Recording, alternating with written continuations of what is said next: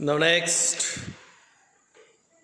बर्डिंग asexual reproduction में अगला topic है अभी बर्डिंग।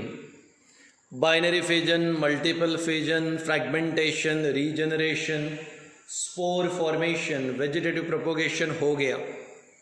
अब बर्डिंग आ रहा है और अभी बर्डिंग का एग्जाम्पल है हाइड्रा। फाइलम सिलेंट्रेट को बिलोंग करता है हाइड्रा, और ये हाइड्रा का एक डायग्राम है। हाइड्रा में एक खास पॉइंट पर फूड मटेरियल का एक्यूमुलेशन होता है, और फूड के एक्यूमुलेशन के कारण, फूड के एग्रीगेशन के कारण छोटा सा आउटग्रोथ तैयार होता है। इसी आउटग्रोथ को हम लोग कहते हैं डेवलपिंग बर्ड। बर्ड के अंदर फूड कंटिन्यूसली जमा होता रहता है और फाइनली एक वेल डेवलप बर्ड तैयार हो जाता है। जब एक बर्ड मेन ब्रांच पे पूरी तरह तैयार हो गया तो वह डिटैच होता है। मैंने लिखा है यहाँ पे बर्ड डिटैच। कुछ देर के लिए वो स्विम करता है। फाइनली ये bird settles to bottom. Finally ये बॉटम पे सेटल होगा और डेवलप होगा, डेवलप इनटू न्यू हाइड्रा, और एक नए हाइड्रा में इसका कन्वर्शन हो जाएगा। Now the most important part is that कि अगर बर्ड का डेवलपमेंट हुआ और नया इंडिविजुअल तैयार हुआ, मतलब रिप्रोडक्शन हो गया। पर इस बार रिप्रोडक्शन में कौन मदद कर रहा है? बर्ड मदद कर रहा है। बर्ड से अगर रिप्रोडक्शन हो रहा है तो उसे बर्डिंग। तो मैंने कहा the reproduction which takes place by means of bud, the reproduction which occurs by the help of bud, it is called as budding. Example hydra. Hydra में एक पॉइंट पर फूड मटेरियल का एक्यूमुलेशन होगा, छोटा आउटग्रोथ तैयार होगा। छोटे outgrowth को डेवलपिंग बर्ड कहेंगे। डेवलपिंग बर्ड धीरे धीरे और बड़ा होगा और एक वेल डेवलप बर्ड तैयार होगा। बर्ड तैयार होने के बाद वो डिटैच होगा, कुछ देर के लिए पानी के अंदर स्विम करेगा। फाइनली बॉटम पे सेटल होगा, उसका ग्रोथ होगा और न्यू हाइड्रा तैयार होगा। तो बर्ड से डेवलपमेंट, दैट इज बर्डिंग। इसी प्रकार से जो बर्डिंग है, हमें सिर्फ हाइड्रा में ही नहीं, बर्डिंग हमें ईस्ट में भी दिखाई देगी। सो बर्डिंग इन ईस्ट, यूजुअली ईस्ट ऐसे ओवल शेप यूनिसेलुलर फॉर्म में आता है। इसी पर्टिकुलर जो है यूनिसेलुलर स्ट्रक्चर में यहाँ पर इस प्रकार से आउटग्रोथ तैयार होगा।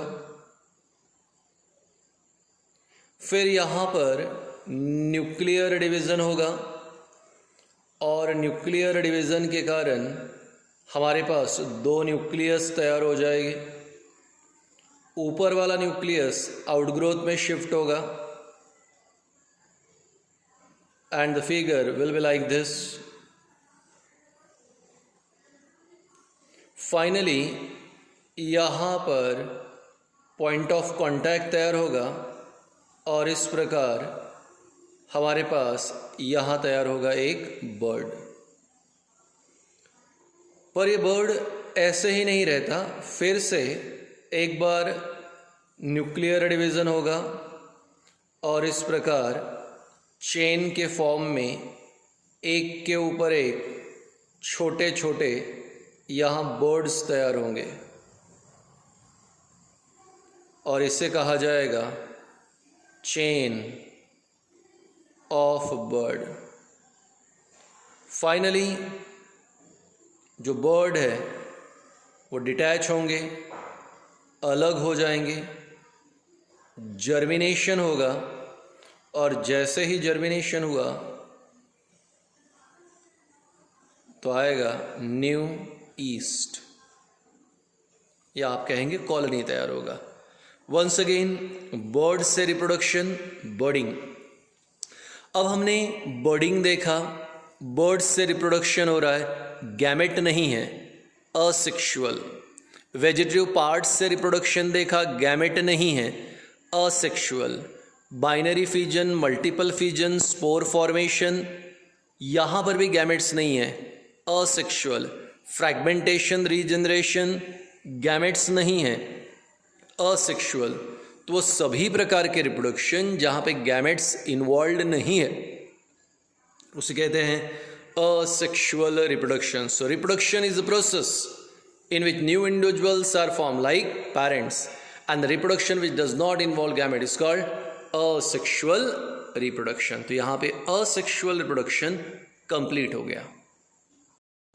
Sexual reproduction, अब टॉपिक आ रहा है sexual reproduction, the reproduction which takes place by means of gametes, the reproduction which takes place by means of gametes is called as sexual reproduction। तो ऐसा रिप्रोडक्शन जो गैमेट्स की मदद से होता है उसे सेक्सुअल रिप्रोडक्शन कहते हैं। मैं ऑलरेडी बोल चुका हूँ कि गैमेट्स दो प्रकार के होते हैं, स्पर्म और एग।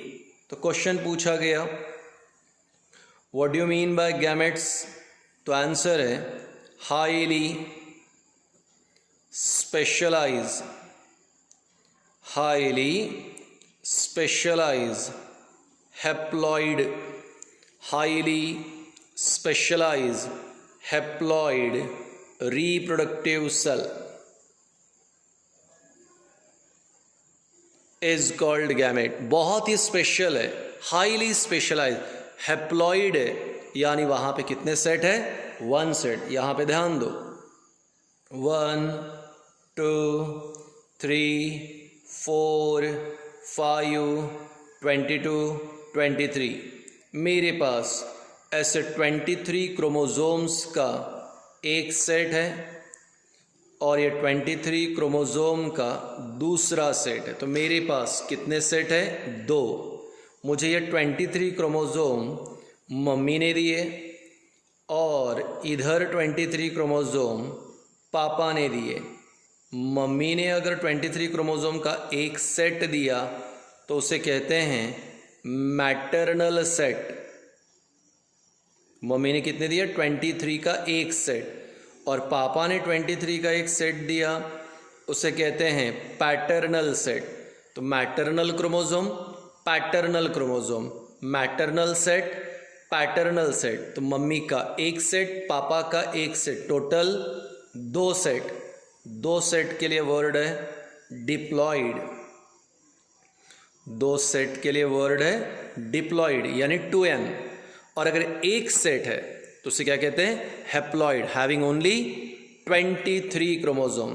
तो n का मतलब होता है हैप्लॉइड, और हैप्लॉइड में कितने क्रोमोसोम्स होते हैं, 23, और डिप्लॉइड में 46। तो गैमेट क्या है, हाईली स्पेशलाइज, बहुत ही special, haploid, how many set, 1, highly specialise haploid reproductive cell, वो सेल जो रिप्रोडक्शन में मदद करेगा उसे कहते हैं रिप्रोडक्टिव सेल, वो है हमारे लिए गैमेट।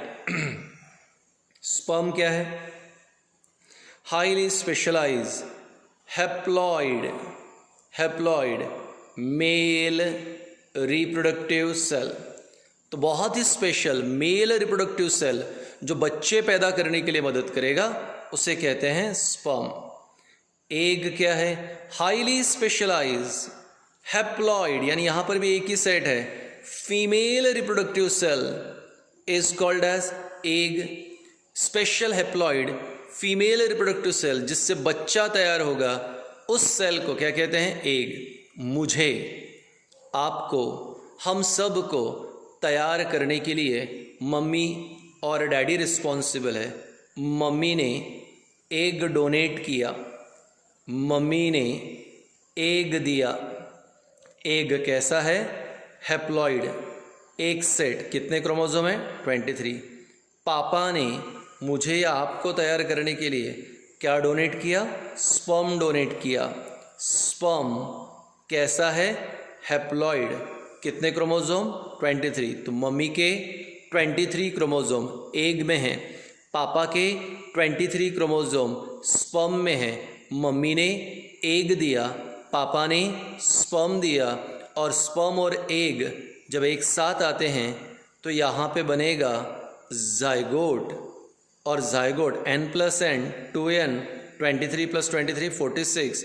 और जब जाइगोट का डेवलपमेंट होगा तो क्या बनेगा? चाइल्ड। तो यहाँ पे रिप्रोडक्शन में स्पर्म और एग इन्वॉल्व है, रिप्रोडक्शन में गैमेट इन्वॉल्व है, और जब रिप्रोडक्शन गैमेट की मदद से होता है तो उसे बोलोगे sexual reproduction.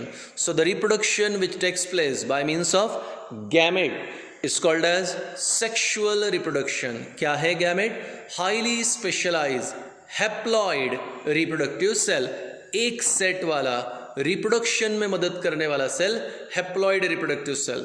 Haploid male reproductive cell sperm, haploid female reproductive cell egg, और स्पर्म और एग की मदद से होने वाला सेक्सुअल रिप्रोडक्शन